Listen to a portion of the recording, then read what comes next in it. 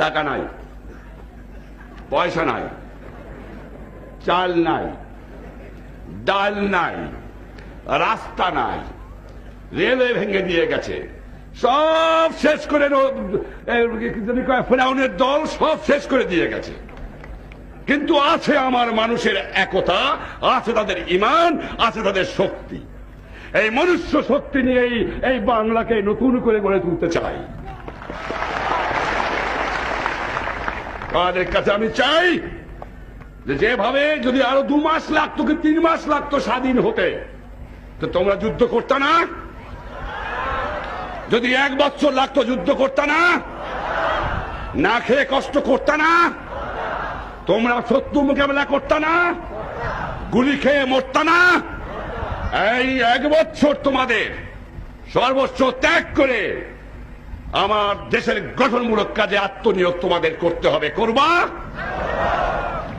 রাস্তা তোমাদের নিজেদের করতে হবে, ব্রিজ তোমাদের নিজেদের করতে হবে, ফসল উৎপাদন তোমাদের করতে হবে, গ্রামে গ্রামে তোমাদের কাজ করতে হবে, শান্তি শৃঙ্খলা তোমাদের এরিয়াতে তোমাদের রাখতে হবে। করবা? আমি জানি তোমরা করবা। যখন আমি ছিলাম না তখন যখন আমার কথা মতো তোমরা করেছো, নিশ্চয়ই করবা। এ বিশ্বাস না থাকলে আমি বাঁচতে পারতাম না। আর তোমরা যদি আমার সংগ্রাম না করতা তাহলে বোধহয় আমি গণবাহিনী, মুজিব বাহিনী, আমার আওয়ামী লীগের কর্মীরা আর সমস্ত দল যারা আমাকে সমর্থন করেছেন সেই সমস্ত দলের কর্মীরা যদি সমর্থন না করতেন বোধহয় পশ্চিম পাকিস্তানের থেকে আমি আসতে পারতাম। আর একটা কথা বলতে চাই, ভুট্টো সাহেব বড় নারাজ হয়ে গেছে। তিনি যে আমার রিকগনিশন দেয় তার সঙ্গেই তিনি কাট করে দেন। আমার মনে হয় শেষ পর্যন্ত হারাধনের একটি ছেলে কাঁদে ভেউ ভেউ মনের দুঃখে বনে গেল, রইল না। বোধহয় শ্রীমানের সেই অবস্থাই হবে। সুখে থাকো, সুখে থাকো, আমি তোমাদের আশীর্বাদ করি। সুখে থাকো ভুট্টো সাহেব, তোমার লোকের বিরুদ্ধে আমার কিছুই নাই, তোমার জালেমদের বিরুদ্ধে আমার যথেষ্ট বলা রয়েছে।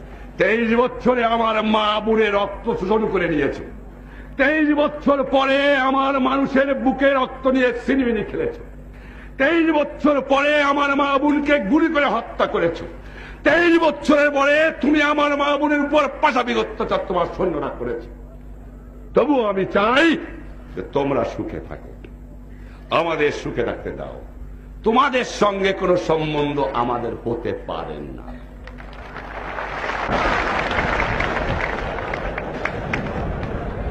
তুমি রিয়ালিটি মানে নাও, তুমি রিয়ালিটি মানে নাও।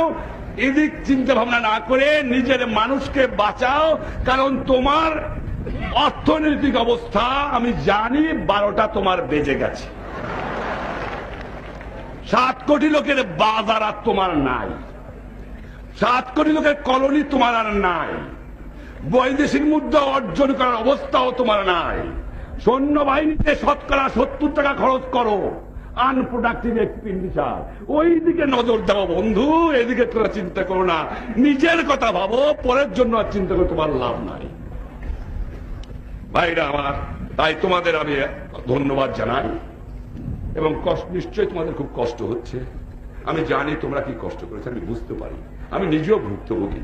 পাহাড়ের মধ্যে থেকেছো, না খেয়ে কষ্ট করেছো, 2 মাস 3 মাস পরের মধ্যে একদিন তোমরা মাছ মাংস খেতে পারো নাই, এমনকি তোমরা কোনোদিন পেট ভরে ভালো করে ভাত খেতে পারো নাই, তোমাদের গায়ে একটু কাপড় পর্যন্ত ছিল না।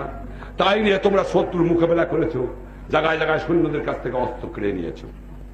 তোমাদের আমি কি দিয়ে কি তোমাদের আমি আমার ভালোবাসা জানাবো বুঝো? তোমরা জানো তোমাদের আমি ভালোবাসি, আর আমিও জানি তোমরা আমাকে ভালোবাসো। তোমার কাছে আমার একটা অনুরোধ রইল, যেদিন তোমরা যদি সন্দেহ করো যে আমার ভালোবাসার মধ্যে কোনো কৃপণতা আছে, সেদিন আমি বলে দিও আমি চিরদিন তোমাকে বিদায় নিয়ে যাব।